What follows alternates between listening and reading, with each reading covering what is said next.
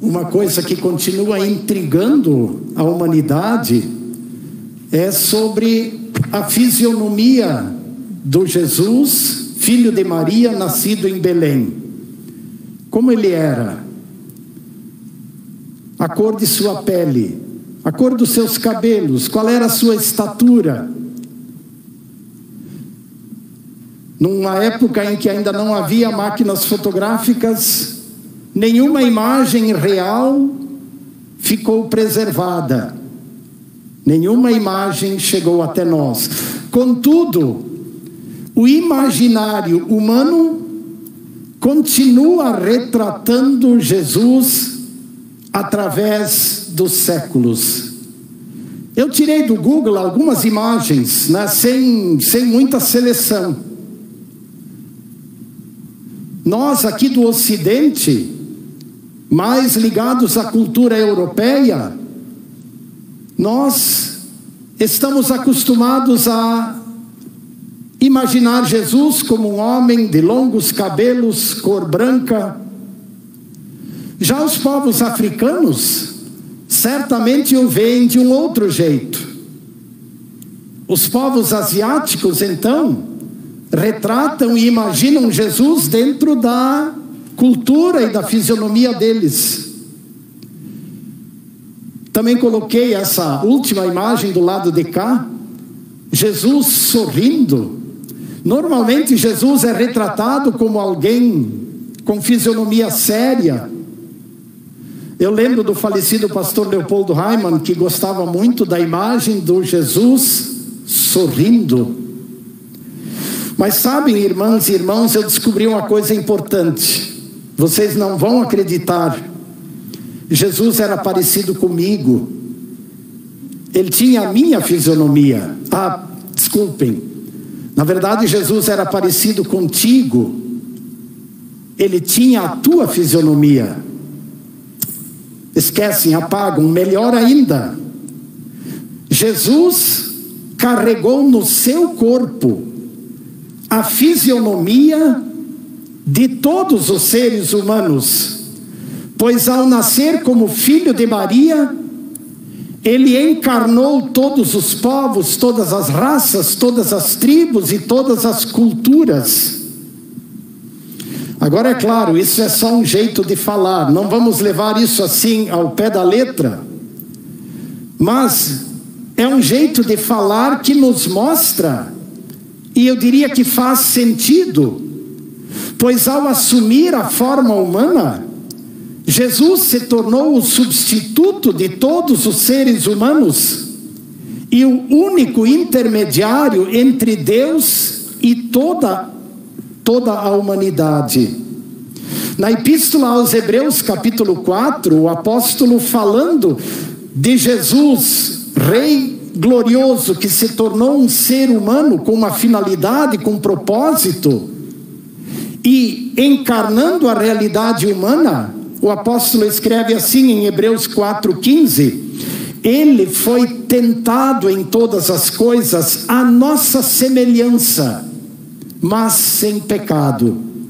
Ou seja, Jesus sentiu o que nós sentimos, Jesus experimentou o que nós experimentamos, Jesus viveu o que nós vivemos. Por isso, minha irmã e meu irmão, não importa qual tenha sido a real fisionomia do Senhor Jesus, o importante é saber que ao nascer de Maria, ao cumprir perfeitamente a lei de Deus, ao morrer e ressuscitar no terceiro dia, Jesus estava no meu lugar e estava no teu lugar. Por isso ele é o nosso substituto, o nosso intermediário junto ao Pai.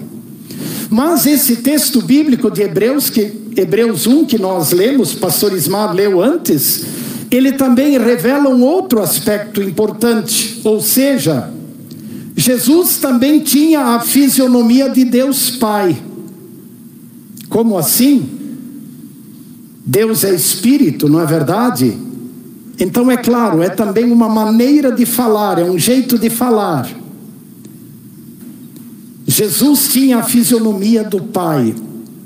Ele retratava o Pai.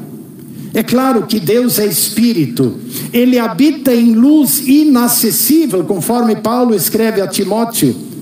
E ninguém jamais viu Deus e é capaz de vê-lo. No entanto, Jesus, ele é a expressão exata do Pai. O evangelista João explica dizendo que Deus unigênito, que está junto ao Pai, é quem revelou o Pai. Quem é o Deus unigênito que está junto do Pai? É o Filho, né? O Filho unigênito do Pai. Ele nos revelou o Pai. Ele nos mostrou o Pai. É como ele mesmo afirmou: quem vê a mim, vê o Pai. E isso também está bem explicado na Epístola aos Hebreus, hoje lida, capítulo 1, verso 3.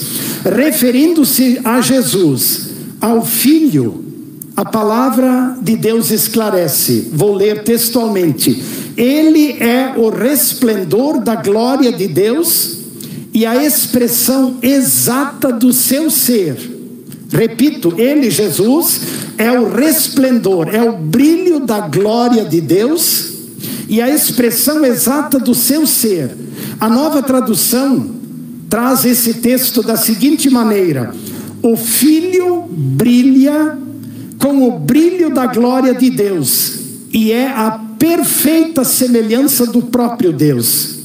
Em Colossenses 1:15 nós também lemos que Jesus é a imagem do Deus invisível.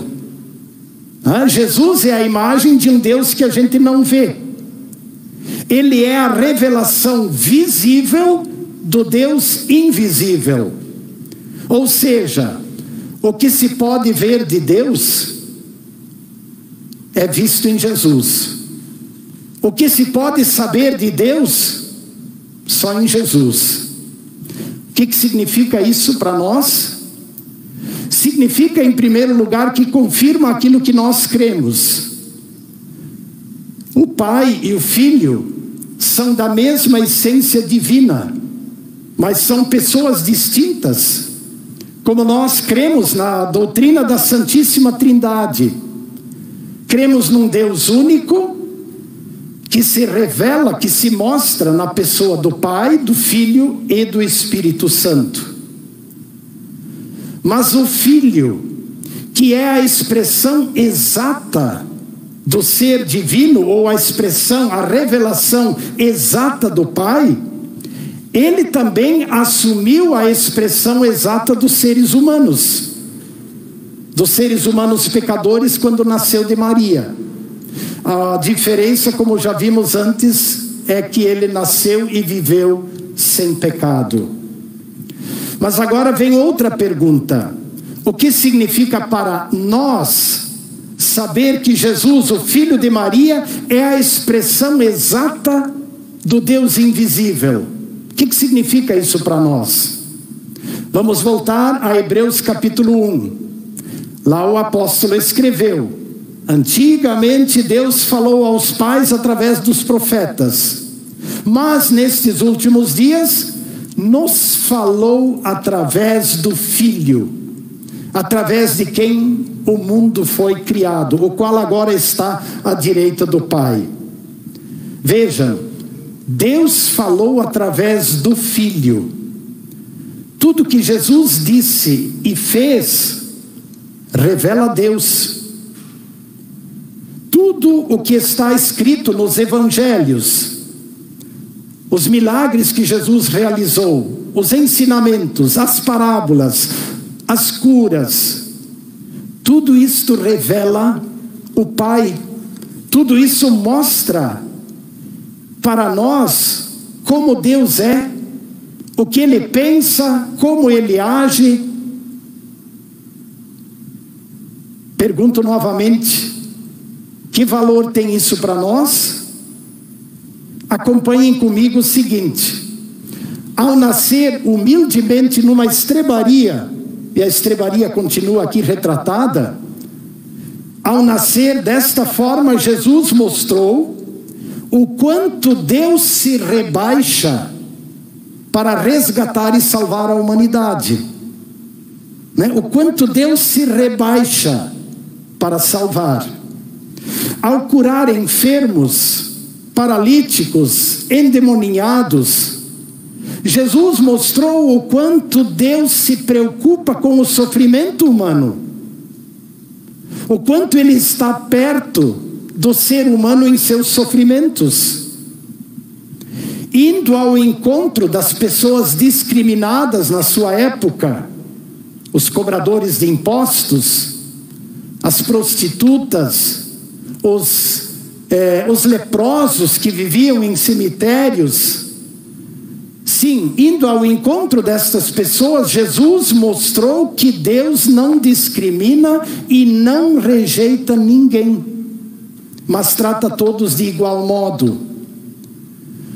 Por outro lado, sendo duro com os líderes religiosos, com os escribas e fariseus, Jesus também deixou claro que Deus não tolera a soberba. Deus não tolera a religião fingida. E quando Ele fez um chicote e expulsou lá do templo em Jerusalém todos aqueles que exploravam as pessoas, e quando disse: a minha casa será chamada casa de oração para todos os povos, Jesus deixou claro o que Deus pensa e como Ele age. Ao nos ensinar a orar, pedi e dar-se-vos-á, buscai e achareis, Jesus mostrou que Deus está pronto e aberto para ouvir nossas súplicas e para atendê-las. Ao andar sobre as águas do mar revoltoso, ao acalmar tempestades, ao subir no barco dos discípulos em meio à tempestade, Jesus mostrou que Deus está conosco em meio às tempestades da vida. E ao ser transfigurado lá no alto do monte, quando seu rosto brilhou, Jesus também nos deu uma pequena amostra de como é a glória do Pai que nos aguarda no céu. Ao contar a parábola da ovelha perdida, quando o pastor deixa 99 ovelhas em segurança e vai à procura de uma que se desviou, Jesus deixa claro que Deus não se cansa de buscar aquele que se desviou. E sobretudo, ao morrer na cruz e ressuscitar no terceiro dia, Jesus mostrou que o amor do Pai pela humanidade não tem limites, e que todo aquele que nele crê tem a garantia do perdão e da vida eterna. Quando os salvos, finalmente, na glória, vão poder ver Deus face a face. Referindo-se a isto, também João escreveu no Apocalipse: os seus servos o adorarão e contemplarão a sua face, o seu rosto, que hoje, por causa do pecado, nos está encoberto. Lá em 1 Coríntios 13, também está escrito assim: agora vemos como num espelho, de forma obscura, depois veremos face a face. E enquanto este dia glorioso não chegar, o apóstolo tem uma recomendação bem importante para nós. Hebreus 12, 2. Corramos com perseverança a carreira que nos está proposta, olhando firmemente para o autor e o consumador da fé, Jesus.